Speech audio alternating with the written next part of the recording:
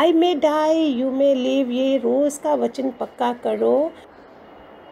अगर मैं शाम तक जिंदा नहीं हूँ, उसका स्वभाव क्रोधी होगा। वो क्या करेगा, वो समेटना शुरू कर देगा। एक लाइन रोज़ अपने को दो। मैं सुबह उठती हूँ, वाह भगवान ग्रेस मार्क्स मिल गए, आपने उठा दिया। रात को हम क्या है, वो मृत्युशैया है जिस पर हम सोते हैं। सुबह हम उठ गए और अपने को डोज दे के हम उठ रहे हैं। मेरी अगर 50% मेरी, चलो 100% नहीं वाइब्रेशंस हैं, दूसरे की के ऊपर मैं कंट्रोल कर सकती हूँ। मेरी वाइब्रेशन ऐसी पड़े, वो थोड़ी देर के लिए गुस्सा करेगा, लेकिन कई लोग तो ऑन एंड ऑन, क्योंकि अपने पास कुछ भी तो कुछ डिग्री भी नहीं है सत्संग की, तो वो तुम्हारे पे हावी हो जाते हैं। कर्म है, कर्म स्ट्रांग है, अभी ख़त्म भी करने हैं।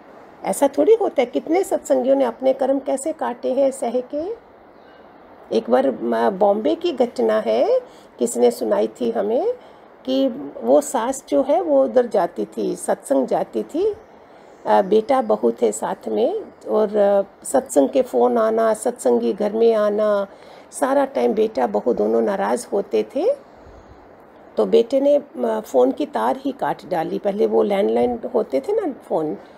फिर क्या हुआ, ऐनक थी उसकी टूटी हुई थी, कोई ऐनक नहीं बनाई किसी ने, बहू ने भी नहीं बना के दी। वो ज्ञान वाली, सुनना ध्यान से, ज्ञान वाली माँ, ज्ञान वाली सास बोलती कोई बात नहीं, हम ब्रह्मा विष्णु महेश हैं घर में, जिसने हमारे भगवान का ज्ञान सुना हुआ था, चुप रही। 1 महीने के अंदर बेटे ने दोबारा फ़ोन लगा दिया। बेटी ने सोने के चश्मा बना के दिया, सोने के फ्रेम का। ये होता है ज्ञान वाला, धीरज वाला, जिसने अपने को ज्ञान से चलाया। ये लाइव घटना है बॉम्बे की।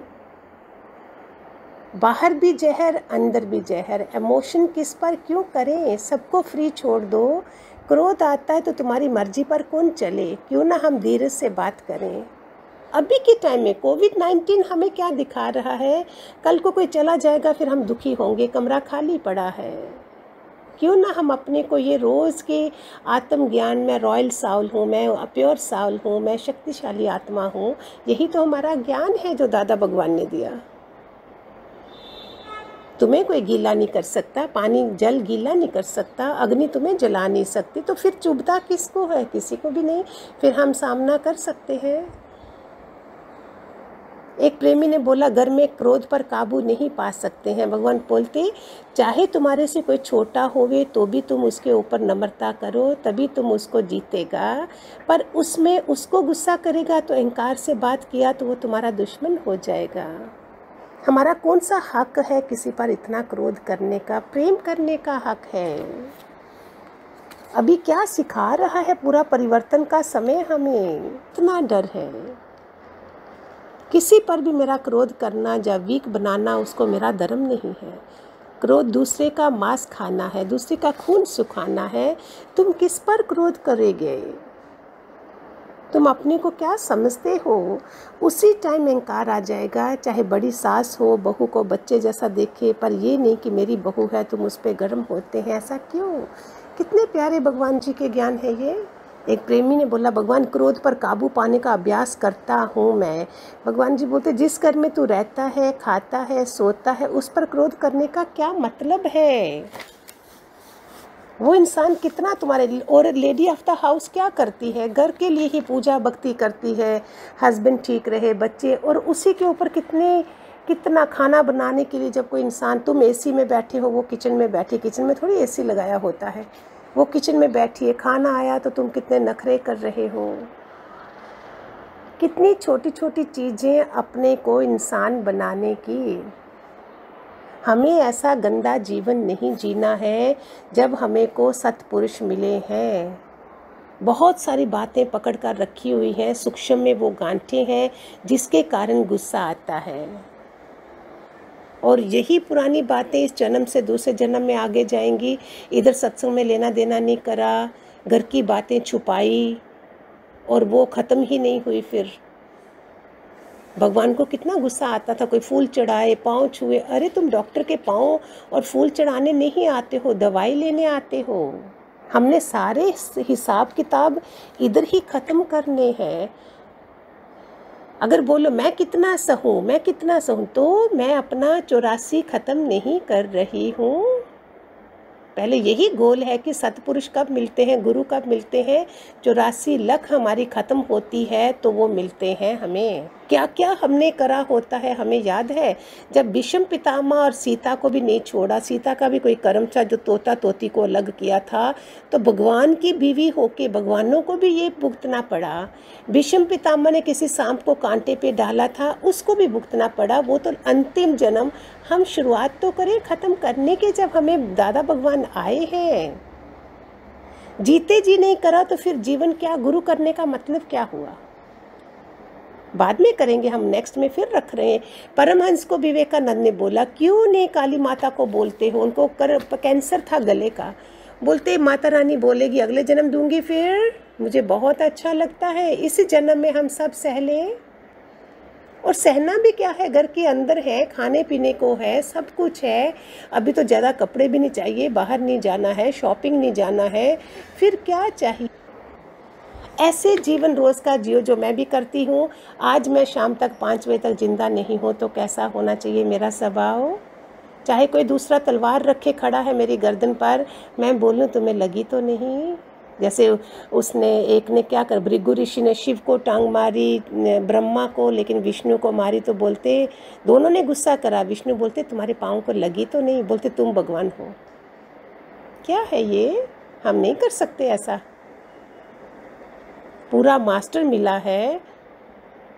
स्वभाव संस्कार सत्संग में आके, मलिन मन को सत्संग में आके निष्काम कर्म करके, अगर शुरू में नहीं ज्ञान लगता है तो भगवान जी बोलते निष्काम में लग जाओ, दूसरों के लिए जियो। दूसरों की दुआएं लगेंगी तो हमारा मलिन अंतःकरण शुद्ध हो जाएगा।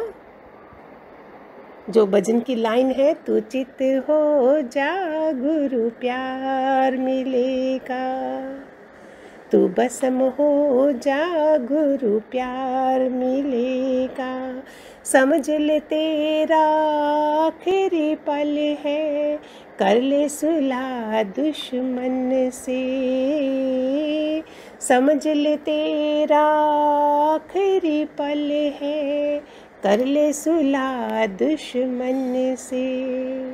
2 लोग सुबह उठते हैं, जॉइंट फैमिली है, कैसे जीवन जीते हैं, सबकी प्रॉब्लम्स हैं आजकल घर में। हमने सबको कर्म प्राणी भी नहीं देखना। हस्बैंड इज ए माई आत्मा है, पत्नी भी आत्मा है, पति भी आत्मा है, सास ससुर भी आत्मा है, बच्चे भी आत्मा है। फिर हमारा स्वभाव कैसा होगा। एक आत्मा दूसरी आत्मा से बात कर रही है। हम भी जब घर में बात करें, बोलो जब रिसीविंग माइंड होगा, टाइम लो तब बात करेंगे। ऐसे बात करना माना अभी पतन हो जाता है। जब सत्संग नहीं है, हम घर में बात कर रहे हैं तो एक दूसरे को रिश्ते से देख रहे हैं। नहीं, वो भी आत्मा, मैं भी आत्मा। ये चोला हमारा चलता आ रहा है। क्यों बोलते 7-7 जन्म पति पत्नी आते हैं, वे कितने जन्मों से इकट्ठे आ रहे होते हैं। फिर गुरु जब मिल गया तो उसका भी लास्ट जन्म, तुम्हारा भी लास्ट जन्म, 7-7 जन्म के फेरे ख़त्म। वो भी सत्संग में लग गया तो और भी मज़ा आ गया, उसका भी जन्म सुधर गया।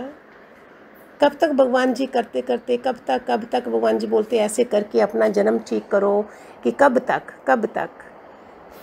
एक पैगंबर आता है, वो हमें बताकर जाता है, और हम क्या करते हैं, डॉक्टर की दवाई पूरी तरह खाएंगे, लेकिन सतपुरुष के वचन जिसमें भवसागर पार होगी, वो भी देख के जाता है दरिया बह रहा है, कोई प्यासा नहीं है। फिर बार बार हमें आना पड़ेगा। जब हम एक आत्मा है तो हमारी आत्म शक्ति, कैसे गुस्सा करेंगे तो हमारी आत्म शक्ति क्या है, घटती जाती है। घर में अगर हमने खाना बनाने वाले इंसान की शक्ति ऊपर होगी, पावरफुल होगी, तो वो जैसा अन्न खाएगा वो वैसा व्यवहार करेगा घर में। इस आत्म शक्ति को कैसे होता है, अपने को जानने से और अपने में विश्वास होने से आत्म शक्ति बढ़ती है। फिर हम अपने को जानते हैं तो हम गुस्सा नहीं करेंगे।